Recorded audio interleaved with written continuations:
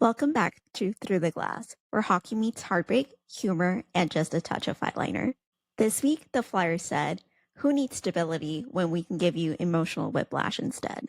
From a rough start in Tampa to outplaying the defending champs, the most chaotic Black Friday tradition breaker imaginable, to shutting down the hottest home team in the league, this road trip had everything. We had milestones, redemption arcs, accidental goals, shootout drama, and whatever that Islanders 7 men on ice moment was supposed to be. It was messy, it was stressful, it was peak Flyers. We'll break down all 4 games from the road, take a lap around the league for the NHL Roundup, and of course, we've got a brand new hockey term of the week, straight from one of the funniest rule-breaking moments we saw.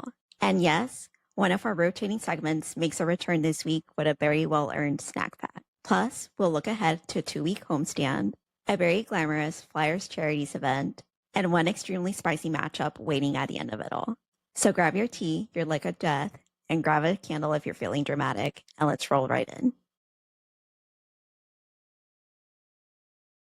The Flyers kicked off this Thanksgiving week with their first real test of this road trip. After a high-momentum showdown against the Devils on Saturday, 6 goals, Flyers and NHL history, we were hoping that they would ride that energy straight to Florida. This felt like a prove-it game, a chance to show the naysayers that they really did have a roster to be an offensive powerhouse. Well, Monday night in Tampa arrived, but the Flyers didn't. Sam Ersson started in net, much to the dismay of most of the Philadelphia faithful, especially with Andrei Vasilevsky staring him down on the other crease. One of the best goalies in the league versus our backup, it wasn't the most comforting setup. Brandon Hagel got things rolling for the Lightning, and we waited and waited for any kind of spark from the Flyers bench. 5 minutes later, Nick Deslauriers had seen enough. He took matters into his own hands, literally, and he did what Nick Deslauriers does best. He dropped the gloves with Curtis Douglas, and the height mismatch was something out of a movie. Douglas is 6'9", and Deslauriers is 6'1". It looked like a lumberjack fighting a bar stool. But movement beats height every time. Deslauriers clocked Douglas to the ice, then threw his arms out at the bench like, "All right, guys, I did my part, now you do your part." He caught it with one, and down he goes. Nick Deslauriers taking care of Curtis Douglas. Honestly, the highlight of the entire game wasn't even the fight. It was the referee announcing the penalties afterwards. The way he yelled, 5 minutes each for fighting, was incredible. I'm absolutely putting that clip in here. 44 Philadelphia, 42 Tampa. Both guys fight each for fighting. Yes, had to lay out for that. Despite the disappointing scoreboard, Ersson himself actually had a solid performance. The team just didn't give him anything offensively, and you could hear the frustration afterward when the Philly sports media pressed him about it. The Flyers lost this one 3-0, but on to Sunrise they went, hoping to shake it off. Next up, the defending Stanley Cup champion, Florida Panthers. Shockingly, this was already their last regular season meeting of the year. Or maybe. To be determined. If the Flyers sneak into the playoffs, we might just have a bonus round. The series was split so far. Florida took the first, the Flyers the second in thrilling fashion during that electric home opener. So this one felt like another measuring stick moment. And who else to get things started but the little ball of hate himself, Brad Marchand. 37 years old and still so sneaky with his play, causing turnovers and immediately turning them into chances, which is exactly what he did here. From there, it was complete Panther dominance for the rest of the first. The Flyers looked gassed and honestly like an AHL team in comparison. 5 minutes into the second, Carter Verhaeghe extended the lead to 2-0. It looked like this road trip was about to go off in a cliff. But 3 minutes later, young defenseman Emil Andre responded with a big goal for the Flyers. 4 minutes after that, Andre fired another heavy shot that looked like his second of the night, until the replay showed that Michkov getting the perfect tap in.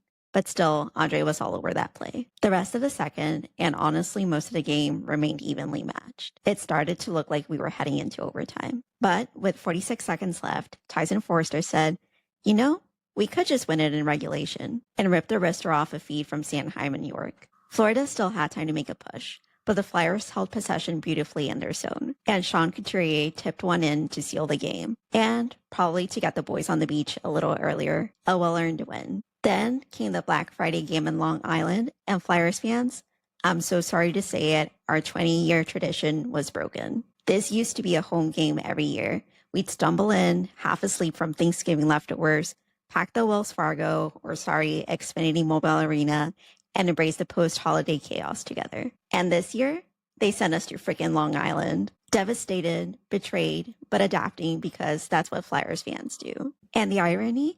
The Flyers actually shocked everyone by doing the one thing Philadelphia sports media had begged them to do all season, a strong start.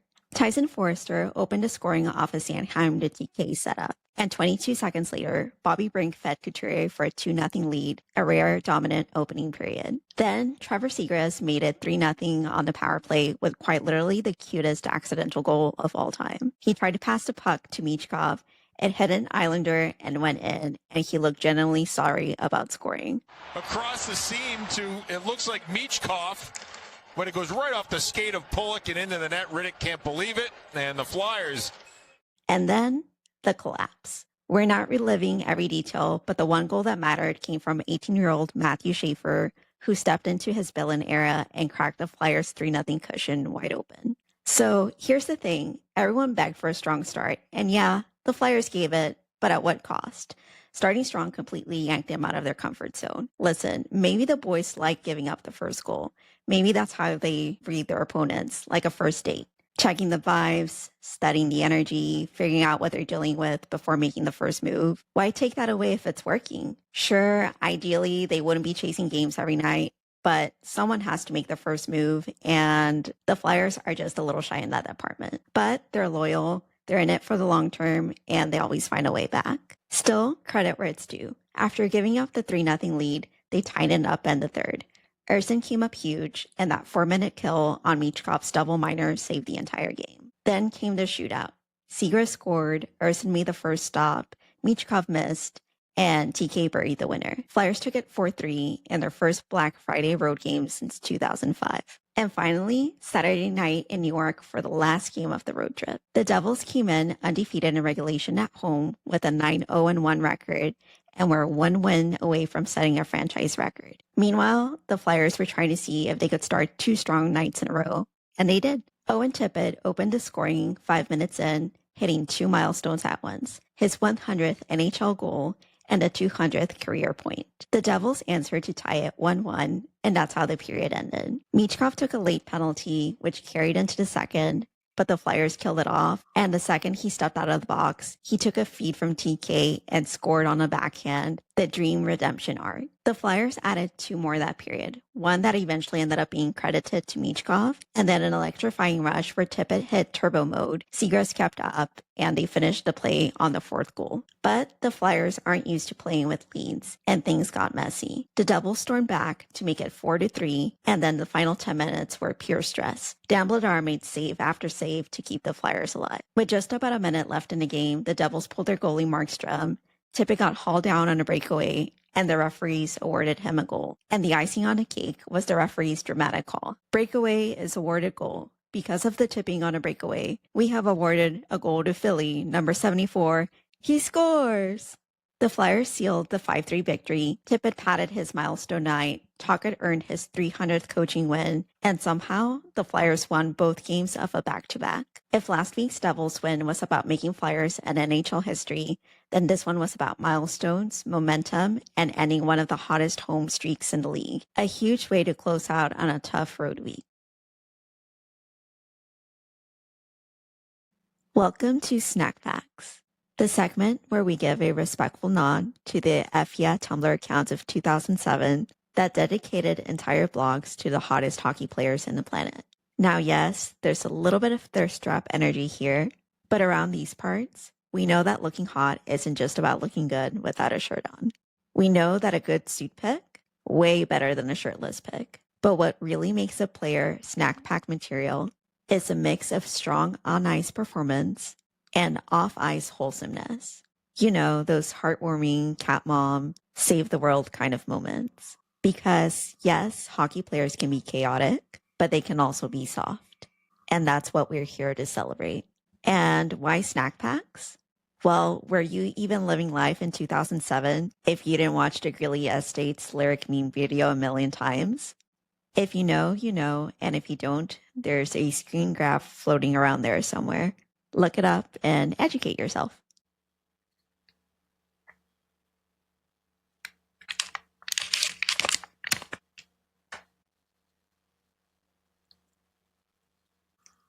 So, who is this week's snack pack? Bestie, it's Owen Tippett. Now listen, I know what you're thinking. The same Owen Tippett we politely roasted in our very first snack pack for going offside twice this season? Yes, exactly him. And apparently he heard us and said, all right, bet. Because this man just delivered a full snack pack performance review in one night. First of all, milestone royalty. Tippett hit his 100th NHL goal and 200th NHL point in the same game. Pass to Dvorak. Dvorak in the middle. Tippett, he scores! And there it is! Owen Tippett hits the century mark. 2 milestones, 1 sweep. Love the efficiency. Then there was the speed. The turbo mode rush up off the ice from that Seagrass goal, snack pack behavior. Turbocharge time. Tippett through center. Tippett moving in. The pass to Zegras. The shot. He scores! Main character skating. Then that breakaway goal at the end, the one where he gets hauled down and still gets awarded the goal. The referee's dramatic, he scores! Delivery lives rent-free in my head. An awarded goal with award show energy. Then the Flyers posted that locker room pic. The boys in the black base layers all post around Tippett holding his milestone puck like a thirst trap Renaissance painting. And because this is Snack Pack, we honor on and off the ice softness. Tippett also partners with Philly Animal Centers to help get cats and dogs adopted. A man who scores goals, rescues animals, and skates like he's late to band practice? Yeah, that's Snack Pack by definition. So this week, we're raising our pudding cups, or almond pudding cups, let's be real, to Owen Tippett. Owen Tippett, certified Snack Pack. A man who hits milestones, saves kittens, and occasionally responds to polite roasting by dropping a 2-goal performance. We respect it.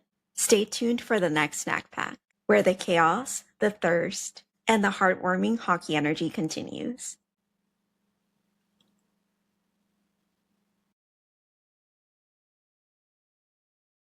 All right, y'all. Time for an NHL Roundup, where we take a quick lap around the league, sip some chaos, see who's thriving, who's falling apart, and who might need a sage cleansing. Let's start in the Rocky Mountains because Colorado Avalanche simply refused to stop being that team. They picked up their 10th straight win. They're still sitting first in the league, and Nathan MacKinnon became the first player to hit 20 goals this season for the 11th time in his career, which is ridiculous. He's leading the league in points, and honestly, Colorado, that's fine. Keep stacking up those wins because all good things must come to an end, and maybe yours will come next week in Philly. We'll see. Speaking of young stars doing well things, Logan Cooley had himself a week in Utah. The kid dropped 4 goals on Vegas like it was nothing. A full-on main character night. But then, because this is the NHL and nothing can be normal, he got taken out on a knee-to-knee hit a few nights later and he had to be helped off the ice. No update yet, but hopefully he's okay because Utah is way more fun to watch when he's cooking like that. Now, over in Washington, the legend just keeps legending. Alex Ovechkin scored goal number 908 this week. 908. At this point, he's collecting milestones the way the rest of us collect reward points on DoorDash. Every time he scores, it's like, yep, there goes the greatest goal scorer of all time, doing his little destiny routine. We are witnessing history every single week. And of course, one of the biggest headlines of the weekend came from our own division. The New Jersey Devils' 9-0-1 home streak was snapped right in front of their fans. And yes, we already broke it all down in the Flyers recap earlier, but this was one of the most talked about results league-wide, especially with how close they were to setting a new franchise record. And finally, some tough injury news out of Long Island. Kyle Palmieri is out of the season with a torn ACL after suffering an injury on Friday against the Flyers. That's a huge loss for the Islanders, especially with how inconsistent they've been. Hoping for a smooth recovery, that's a brutal injury. Overall, this week in the NHL felt like one of those strange shifting weeks. Stars padding their legacies, young players stealing the spotlight, streaks rising and collapsing, and every fan base just trying to stay emotionally regulated. That's your NHL Roundup for this week. And if you've been listening for a while, you know that hockey never sleeps. It just relocates. Speaking of hockey never sleeping, it also never stops confusing us. So let's break down this week's hockey term of the week. Yes, the one inspired by the 7 Islanders on the ice at one time. La palabra de esta semana es too many men.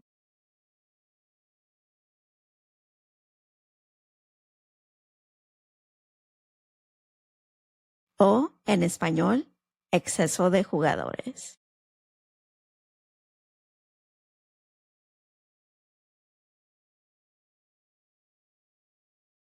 And Flyers fans, we have a very specific reason for choosing this one. Too many men happens when the team has more than 5 skaters plus the goalie actively participating in the play.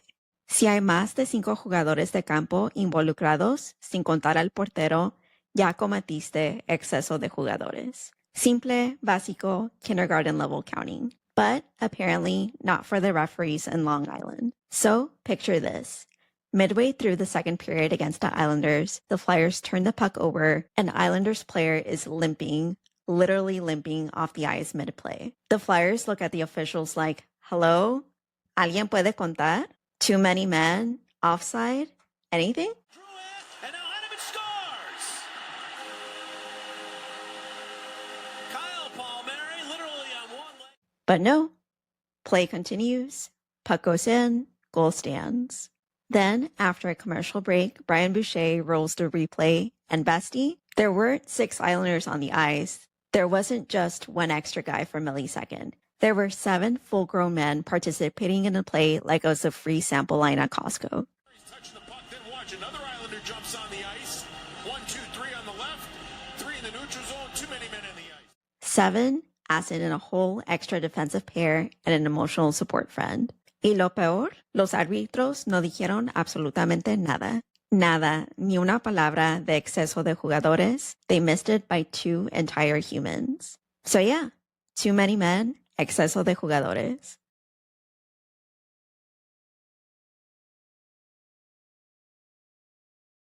It's usually called right away because it gives the offending team a huge advantage. Extra skater, extra pressure, extra chaos. It's one of the most basic penalties in hockey. And when it doesn't get called, well, sometimes you end up on the wrong side of a 3-1 score that just shouldn't have been 3-1. But the lesson of the week, counting matters. Line changes matter. And if you're going to sneak 7 guys onto the ice, maybe don't do it on national broadcast when Brian Boucher has access to slow-mo. Too many men, exceso de jugadores. The term that taught us that when the Flyers are fighting the other team, sometimes they're fighting the refs too.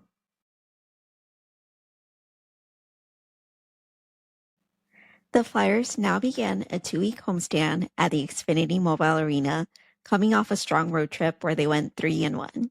They're riding into Philly on a 3-game winning streak, climbing their way up to the Metropolitan Division standings. And now they've got a real chance to build on that momentum in front of the home crowd. Their first test, a Battle of PA showdown on Monday night against the Pittsburgh Penguins. Then they'll face the Buffalo Sabres, a team that actually started the season surprisingly strong, but has since drifted back into their familiar bottom-of-the-league territory. We saw it earlier in the year in that awful game against Calgary, so don't let the standings fool you. After that, the team gets a nice 3-day rest because on Thursday evening, they'll be taking part in the Flyers charity's 5th annual casino night. Fans get to play casino-style games with the Flyers players and personalities to celebrate and support Flyers charities. All the ticket sales go towards growing the game of hockey and supporting local families impacted by cancer. I went to this event last year and had such a great time. I played a total number of 0 casino games because I have absolutely no idea how to play any of them. But I showed up, got to talk to several of the players, watched some of them win, most of them lose, all for an amazing cause. I'm still debating if I'm going to go this year. I have a dress that I could wear, but it'll be a game time decision like it was last year. So I may or may not see you there if you go too. After casino night, the team gets 2 more probably much needed days of rest, which honestly is a good thing because we probably don't want our boys back on the ice immediately after a night of fun, right? They'll need the rest because their next matchup to close out the week is a Sunday afternoon game against the hottest team in the league, at least statistically, the Colorado Avalanche. Let's hope the Flyers can play spoilers to that winning streak of theirs. And that's a wrap for this week's episode of Through the Glass. If you're enjoying the show, please take a moment to like, follow, and subscribe. It truly helps the channel grow, and I appreciate it more than you know. You can find me on Instagram, TikTok, and YouTube at Through the Glass PC for reels, updates, and behind-the-scenes chaos. Y como siempre, stay spooky, Flyers fans. Bye!